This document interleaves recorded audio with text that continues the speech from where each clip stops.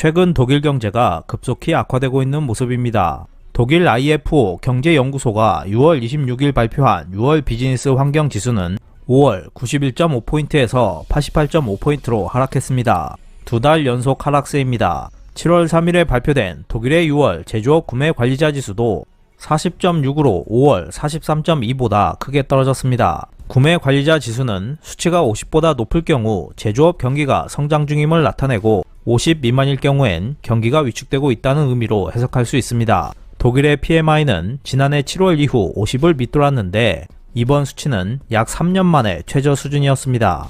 이 지표들은 국내 총생산 성장률과 밀접하게 연관되어 있기 때문에 독일은 마이너스 성장을 이어갈 것이 확실시 되고 있습니다.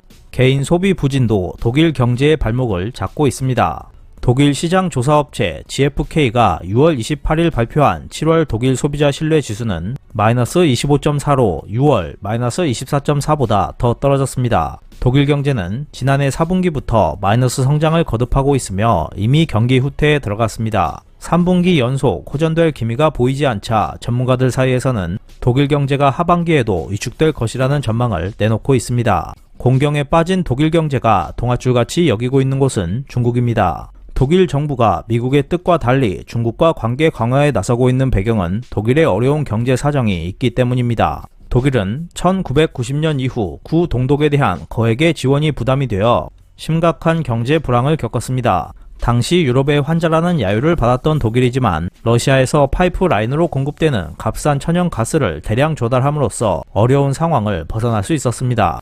하지만 우크라이나 전쟁 때문에 독일은 이 파이프라인을 사용할 수 없게 되었고 다시 유럽의 환자로 되돌아가고 있는 모습입니다. 독일 경제의 침체로 유럽 경제도 거의 성장을 기대할 수 없는 상황에 놓여 있습니다. 독일 경제는 유럽 내에서 월등히 크고 성장을 견인하는 역할을 해왔기 때문에 독일의 경기 침체는 심각한 파장을 일으킬 수 있습니다. 경기 후퇴는 유럽 전체로 파급되고 있고 거기에 높은 인플레이션까지 덮치고 있습니다. 유럽의 경기 후퇴는 우선 부동산 시장의 혼란에서 비롯될 수 있습니다. 금리 인상을 잠시 멈췄던 미 연방준비이사회와 달리 ECB는 금리 인상을 계속할 수밖에 없는 상황에 놓여 있습니다.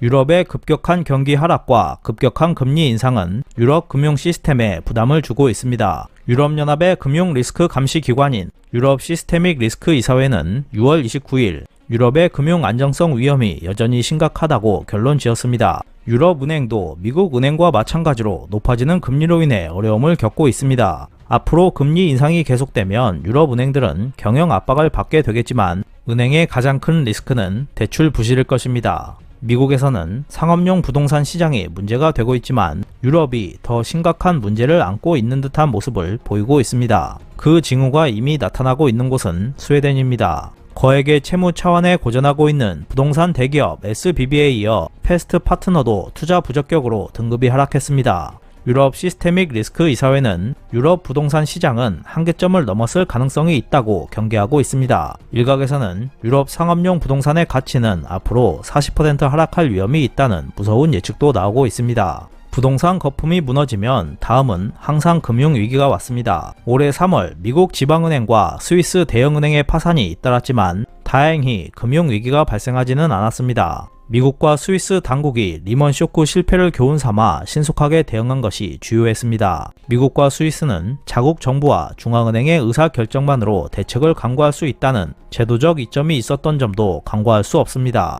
하지만 위기는 제도의 틈새를 뚫고 갑자기 나타날 수 있습니다. 리먼 사태 이후 여러 나라로 구성된 유로존에서도 은행 감독 체제는 대폭 강화됐지만 위기 대응에는 여전히 불안감이 존재합니다. 유로존 사령탑은 유럽 중앙은행이지만 특정 은행이 파산하면 ECB가 얼마나 신속하게 처리할 수 있을지는 불분명합니다. 위기 대응 시 재정면에서 중심적인 역할을 할 것으로 기대되는 곳은 독일이지만 유로존의 환자가 된 현 상황에서 독일이 그 중요한 책무를 다하지 못할 것이라는 불안감이 고개를 들고 있는 모습입니다. 파산한 은행에 대한 대응이 늦어질수록 금융위기 발생 확률이 높아지는 것은 당연한 일입니다. 전 세계에 큰 파장을 일으킬 수도 있는 유로존의 금융위기가 발생하지 않기를 희망합니다. 이상 피커TV였습니다.